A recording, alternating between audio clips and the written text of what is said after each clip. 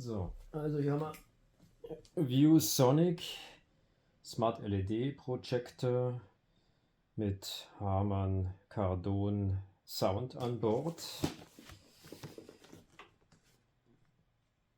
Naja,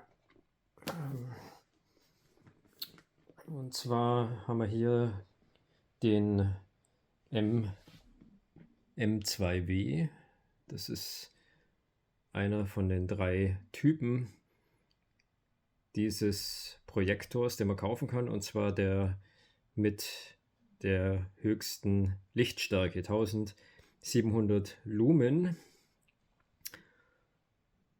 Und ja, jetzt schauen wir mal, was das Gerät so kann.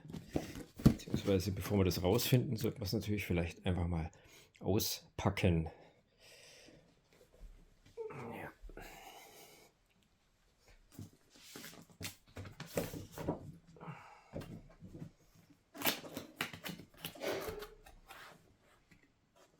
So, das ist schon mal positiv, ist recht kompakt, das Gerät, so wie auch in den Testberichten beschrieben.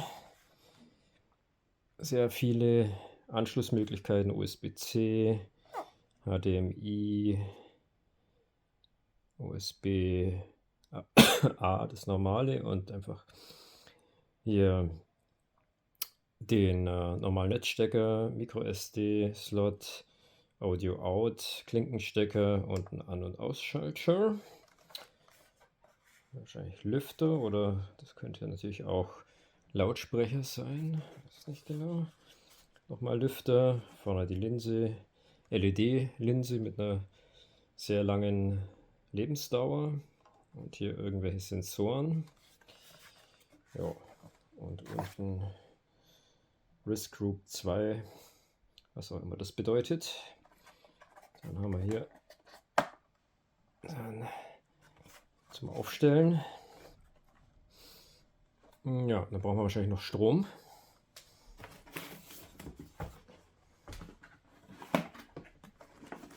Das ist hier eine Tasche, sehr praktisch, brauchen wir auf jeden Fall.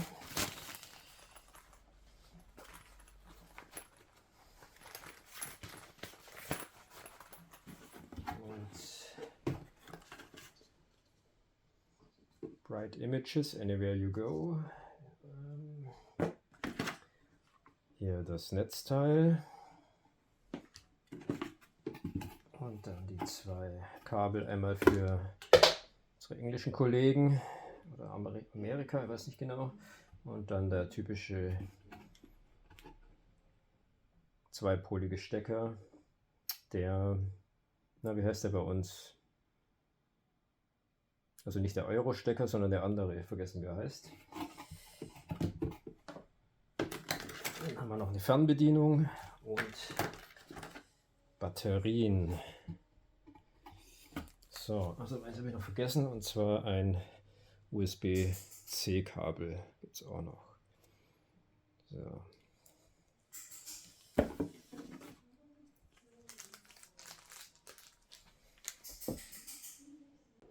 So, Schritt 2. Erstmal die Fernbedienung befüllen mit Strom. Das ist eine Herausforderung für die, wie kriegt man es auf ohne Hilfsmittel? Gar nicht, doch.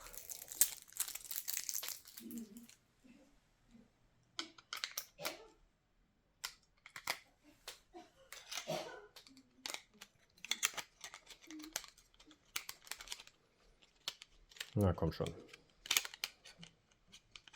Dann geht das einfach zumachen. So. Und dann wird das wahrscheinlich funktionieren. Dann brauchen wir Strom, den legen wir gleich wieder zurück.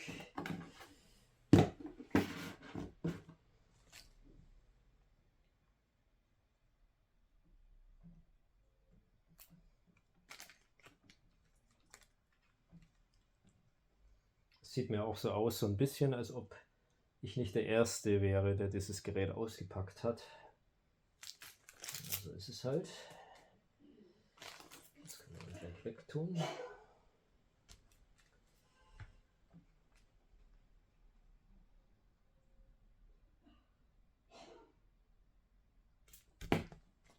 So.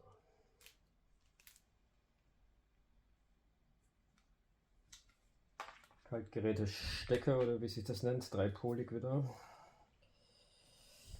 So, dann brauchen wir hier den Strom. Sieht man das hier? Genau, der Strom hier rein. So, damit hätten wir das. Dann als nächstes Verlängerungskabel. Haben wir hier schon.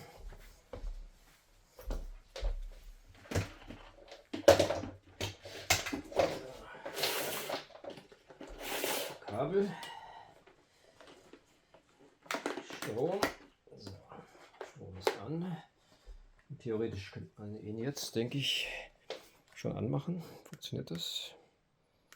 Ja, drauf gibt's. Ja doch, läuft an. Und man hört schon den Lüfter. Ui, und ui. Sound klingt vielversprechend. Und jetzt tun wir das mal irgendwie ans... Ja, ist schon sehr laut. Oh je. Ich hatte irgendwie gehofft, dass der nicht so laut ist.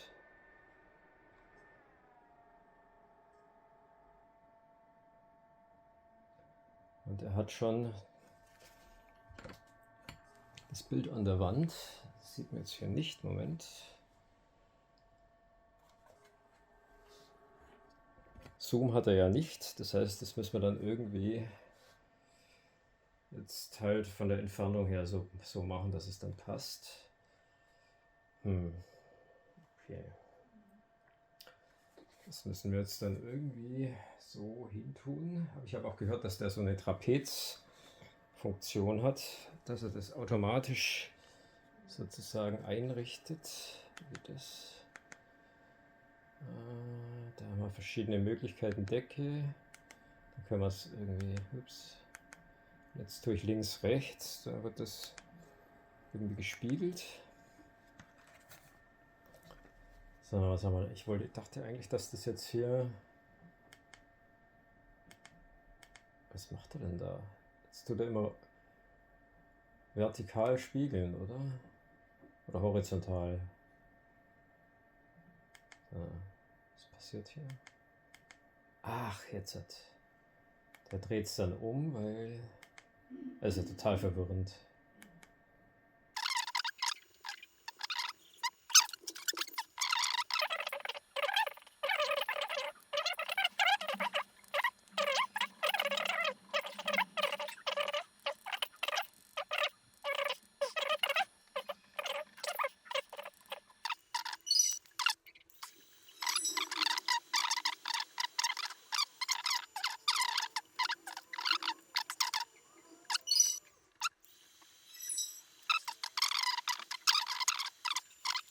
Warum er jetzt, wenn ich da drauf drücke, das Bild umdreht.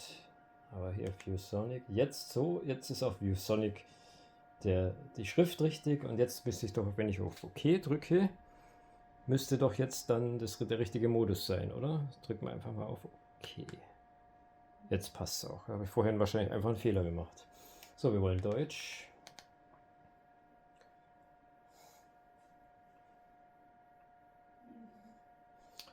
Was passiert jetzt? Überspringen. Und da sieht man, die Schrift zum Beispiel ist hier nicht schön. Naja, verbinden wir uns mal mit dem Muckelnet. Brauchen wir nicht erstmal. Machen wir überspringen. Wir wollen einfach nur mal kurz den Laptop anschließen. Nein, okay, also wir verbinden uns gleich mit dem Muckelnet. Machen wir Kennwort.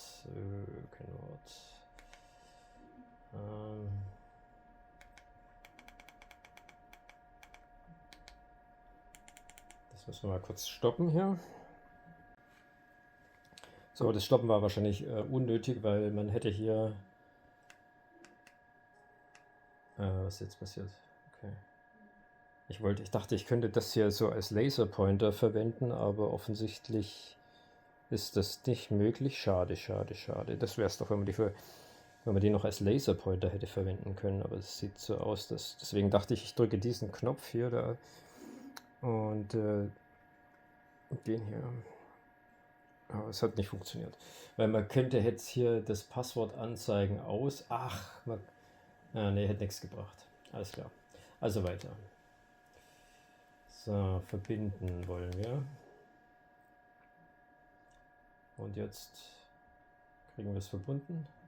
Verifiziert. Kennwortfehler. Oh, kriegt die Krise. Also nochmal.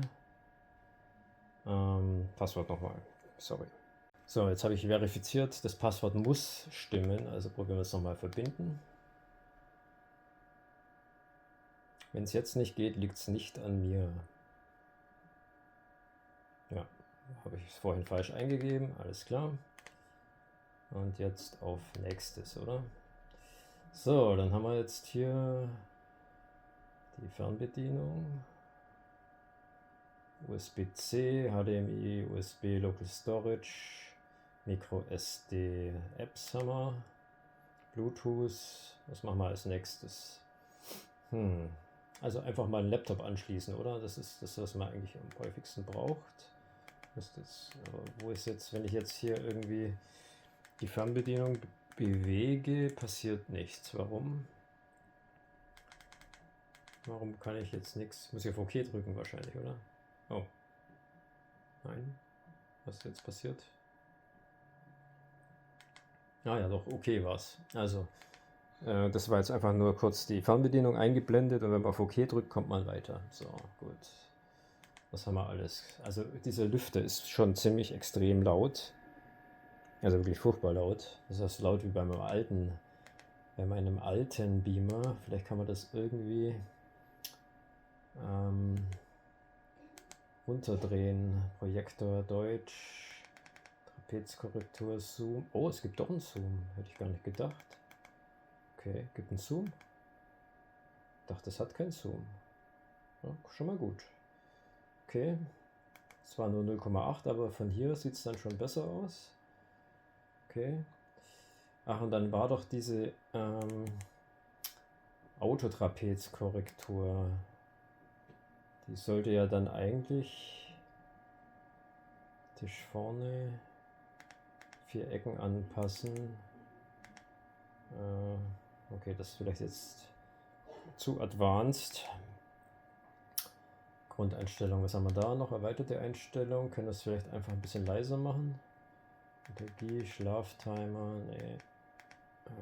Lautstärke, stumm, Vollbild, Lichtquellenniveau. Was kann ich da einstellen? Energiesparmodus. Energiesparmodus, vielleicht wird er ein bisschen leiser. Oh ja, wird schon leiser. Immer noch zu laut.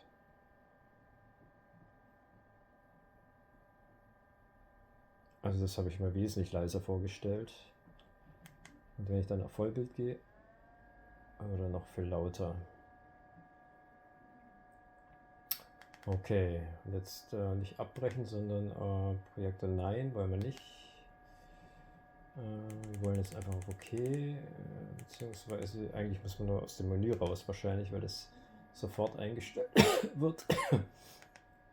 Okay, nochmal raus. So, gut.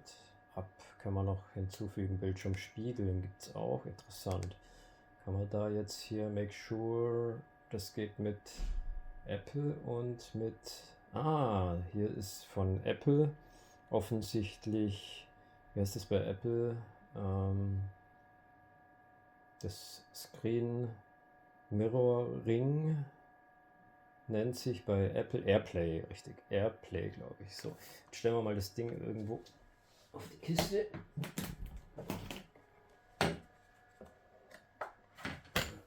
Probieren wir mal Airplay.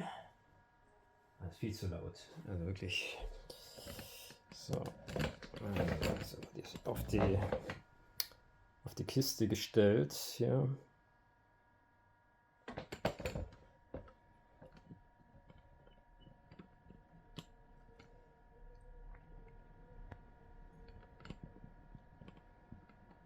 So, dann probieren wir jetzt mal das Screen Sharing. Das ist mein Apple.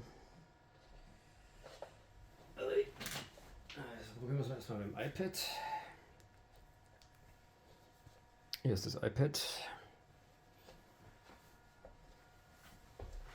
Wie machen wir es? So. Ja.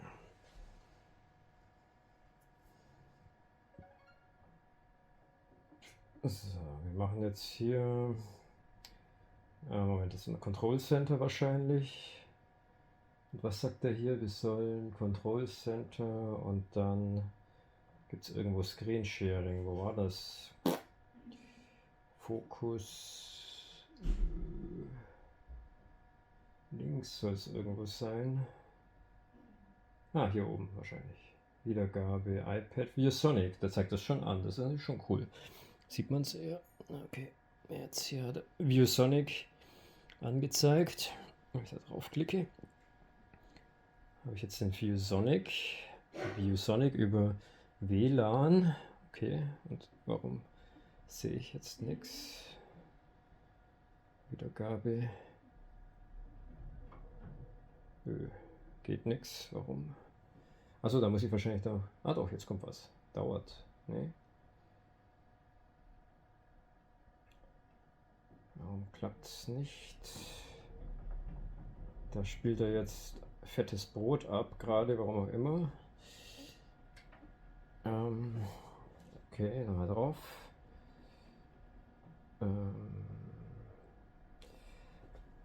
3 Connect, ja, ViewSonic ausgewählt. Muss ich dann hier vielleicht auch noch OK drücken?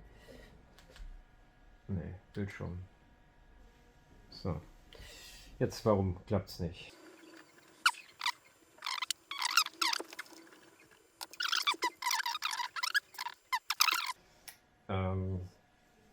Wir versuchen jetzt einfach USB-C für Anfänger.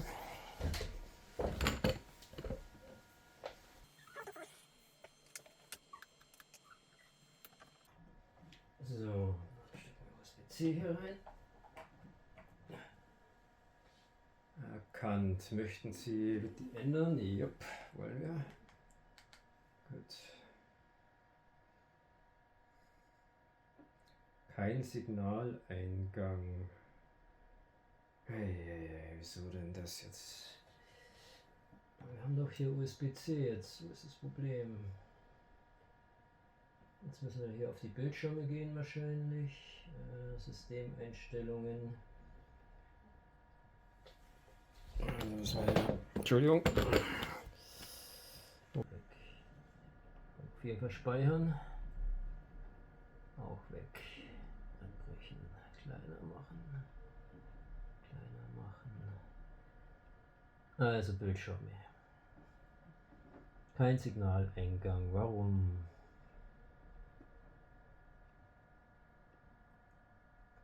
Was haben wir denn für Bildschirme? Display hinzufügen. ViewSonic.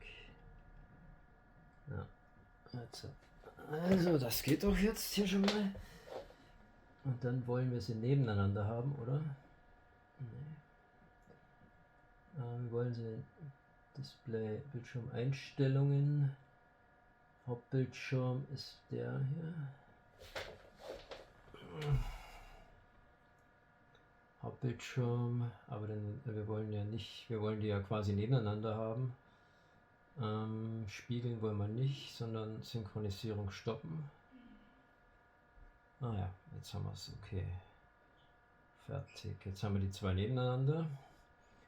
Wir können jetzt das hier rüber schieben. Okay. Film abspielen gleich. Vielleicht. Welchen Film spielen wir denn ab? Was Cooles. Wir nehmen hier Terminator Tennis. Das ist immer schön zu gucken. Hey Giovanni, heute bist du fällig. So. Bis gleich. Hier, aber das ist ja eigentlich, zumindest kommt der Sound schon mal. Jetzt sollten wir es ja eigentlich dann irgendwann noch hier rüber kriegen.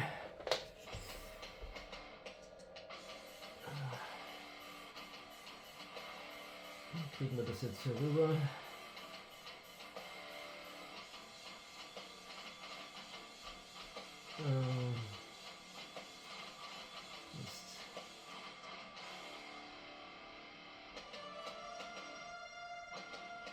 Jetzt hier rüber schieben. Und dann hier groß.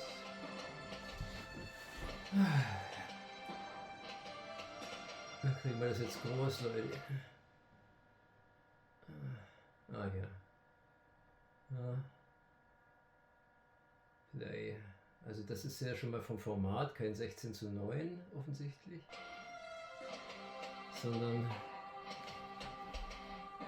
das ist jetzt hier irgendwie komisches Format. Dann kann ich jetzt Einstellungen machen. Formateinstellungen.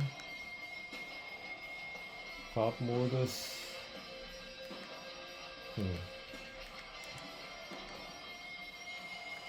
Seitenverhältnis 16:9. Ah, ist okay. Passt aber auch nicht. Ja, komm her. Also alles nicht so toll hier.